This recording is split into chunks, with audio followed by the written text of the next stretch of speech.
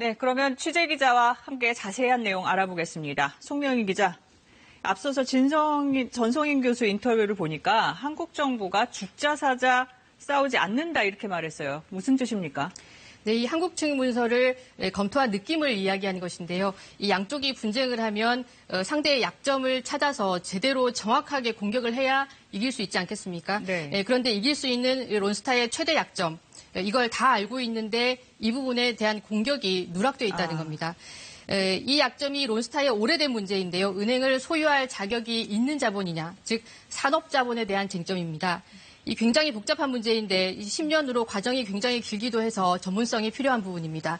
이 산업자본 문제가 이 분쟁에서 어떤 의미가 있는지 그리고 얼마나 중요한지 내일 충분히 보도해드리도록 하겠습니다. 네, 이 당시 정부의 그 대응 논리를 만든 관료들이 한국 정부가 일정 부분 패소하는 걸 각오했다라는 의미입니까? 예, 당연히 그래서는 안 되는 것인데요. 네. 지금 KBS가 입수한 문서의 대응 논리대로 하면 패소 가능성도 배제할 수 없다. 이 정도로 말씀드릴 수 있을 것 같습니다. 네. 이 분쟁이 형식적으로는 5조 원이고요. 저희가 분석한 대로 하면 1조 원이나 되지 않습니까? 이게 네. 그래서 이 당군 일의 최대 소송이라고 불리는 것이거든요. 그런데 아까 말씀드린 대로 이 입수 문서를 보면 한국 측이 승소할 수 있는 결정적인 요건, 스모킹건이 빠져 있습니다. 당연히 그럼 이게 왜 빠졌는지 궁금하실 텐데 이 부분 역시 내일 자세하게 보도해드리겠습니다. 네, 알겠습니다. 내일 그 부분 짚어보도록 하고, 그런데 론스타, 한국 정부가 이럴 걸 예상했다라고 봐야 합니까? 이 문서를 보면 론스타가 한국에 10년을 투자를 했습니다. 네. 그 가운데서도 매각을 시도했던 2008년, 2009년, 2012년 이렇게 세 차례 한국 금융위에 서면을 보낸 것으로 나옵니다. 이 매각 승인을 빨리 안 해주면 그 책임을 물어서 ISD를 제기하겠다 이렇게 한 것이거든요.